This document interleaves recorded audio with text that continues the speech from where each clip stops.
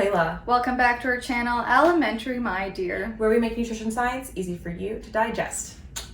Today we're talking about antioxidants. Make sure you hit that subscribe button so you never miss one of our videos. You know all those superfoods that always come up? I think that the thing that always brings people in, they're like, it's a great source of antioxidants. Like the goji berry, the whatever random tropical fruit. They're like great source of antioxidants. But I feel like most people actually don't know what an antioxidant is. It's true. I think especially berries, and yeah, goji berries like randomly became a really big thing. Yeah, acai. Yeah. But you're right. I'm not sure if there's a solid understanding of what that word actually means. Like, what the heck is an antioxidant? I honestly don't think I fully knew what an antioxidant was until like the second half of second year when we did like biochem 2 after doing organic chemistry, because guys, this is some like intense chemistry stuff. So brace yourselves. Buckle in. We'll do our best to make this as interesting as possible. Honestly, I love chemistry. I like chemistry too. I think chemistry is very interesting. I know it brings some people some nightmares and flashbacks and traumatic memories, but it's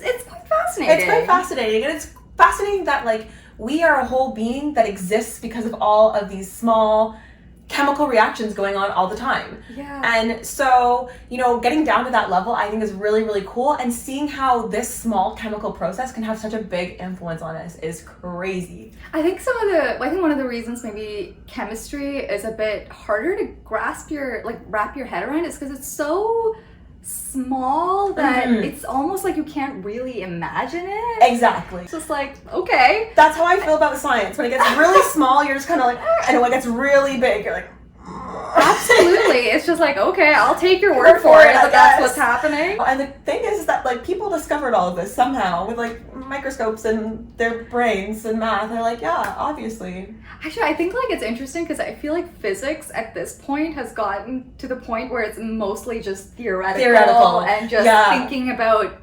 equations and stuff. And being like, this math adds up to this math that we already had, and therefore this math is true. And you're like, must be. At some point it was, an apple fell. There must be something pulling it. And now it's like the quantum.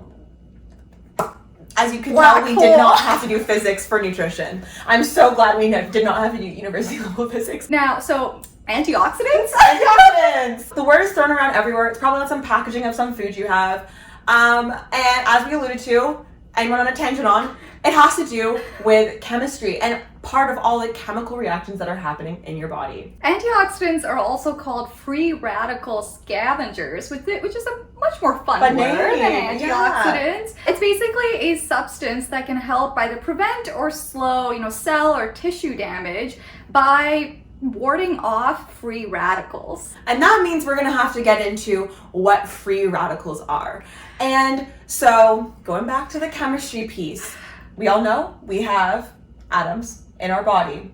And if you think back to like grade 10, grade 11, maybe grade 9 science, these atoms have electrons and they have something called protons. And like a happy atom has like the same amount of electrons and protons, and it's happy, the charges are happy. But these free radicals, they are actually missing one of the electrons from the outside, or the valence layer of their electrons. And so they are not very happy as atoms. And they want to get that last electron really, really, really bad, and they're willing to go to any length to do it. So this electron, not happy, looking for that last valence electron. And that certain ones of those in your body are called free radicals, and they can cause a lot of damage because, again, they're going to any extent to that electron. They can cause a whole chain reaction of electrons moving about that cause issues. Now, this all sounds very scary, but your body actually naturally produces free radicals as part of very important processes that are actually keeping you alive. So it's not totally scary in and of itself, and we'll get into when this actually becomes a problem really soon. In our cells, we have these things called mitochondria. The powerhouse of the cell. In the mitochondria is basically where all the action happens to kind of produce the energy that you need to stay alive. I think we've been told since elementary school that we need oxygen to survive, and that is accurate. And we also need fuel, such as, in the form of glucose. So in the mitochondria, the oxygen and the glucose, they come along and they produce carbon dioxide, water, and ATP, which is adenosine triphosphate, which is kind of like the primary energy carrier in your body. And during that process, it also produces some free radicals. That's how your body naturally produces, these free radicals that are going around your body. But exposure to things like chemicals, pollution, and radiation can also influence these production of free radicals. So the reason that antioxidants are so important is that they help neutralize free radicals by donating an electron. Because as we mentioned before, free radicals are unstable because of their unpaired valence electron. And this neutralizing effect of antioxidants actually helps protect the body from oxidative stress. Just as our bodies naturally produce free radicals, our bodies are actually equipped to produce antioxidants naturally as well. So some naturally occurring ones that occur in our human bodies are things like glutathione and alpha-lipoic acid. So now the problem comes about is when there's an imbalance between those antioxidants and those free radicals. And when that imbalance kind of keeps going on a long-term basis, that's when you experience oxidative stress. However, even oxidative stress, it's not, in and of itself, it's not scary because even when you're going through acute conditions, when your immune system is going, you do see a lot more oxidative stress, and oxidative stress is just a normal part of aging as well. But as Rabina mentioned, having long-term imbalances in the amount of free radicals to the amount of antioxidants that you have in your body can cause some issues. And we've seen that this imbalance or this greater amounts of oxidative stress have been linked to conditions like cancer, Alzheimer's, diabetes, among many, many others. There are certain things that can put a person at a higher risk for chronic oxidative stress. So that includes things like excess adiposity, smoking, high levels of alcohol consumption, high exposure to things like pollution and radiation and pesticides. But good news, and probably the reason you clicked on this video, is that not only do you have antioxidants within your body, you also get some from your diet, which is why we're talking about it today on our nutrition channel.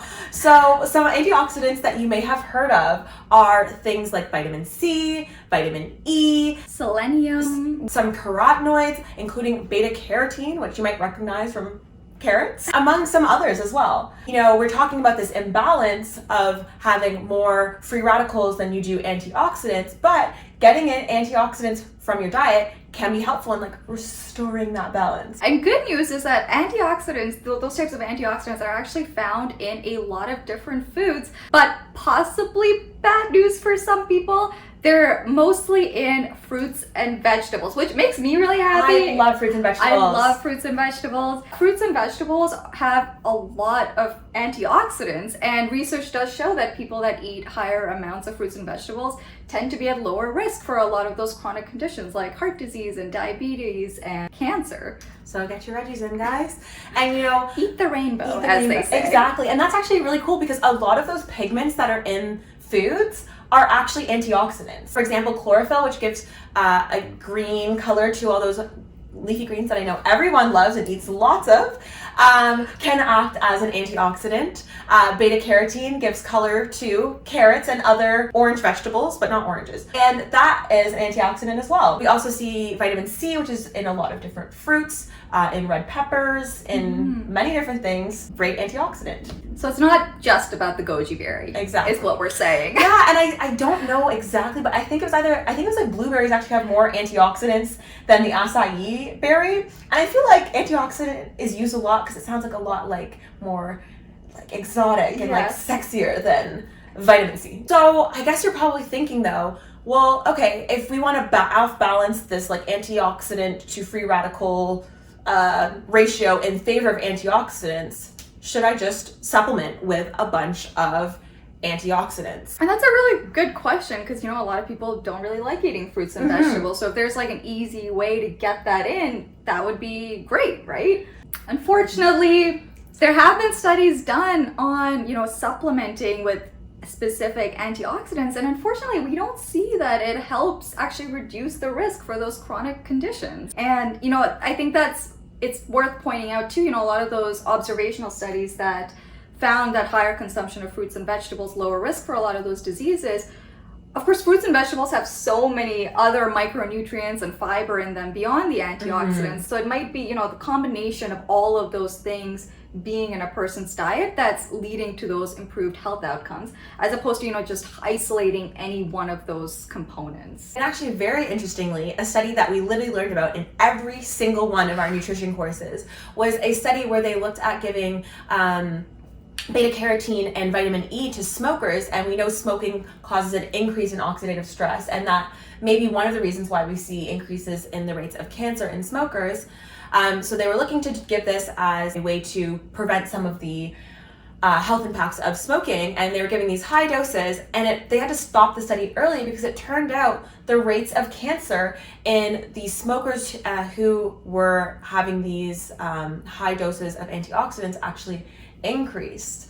So this is one of those cases where maybe too much of a good thing or a good thing in a different form might not actually be a good thing. And it's important to note that these are high doses of that antioxidant, and we don't see these types of risks from just eating fruits and vegetables or just eating foods that happen to be rich in antioxidants. So don't let that deter you. And as Rubina mentioned before, diets high in fruits and vegetables are associated with lower rates of oxidative stress. So eat up your fruits and vegetables.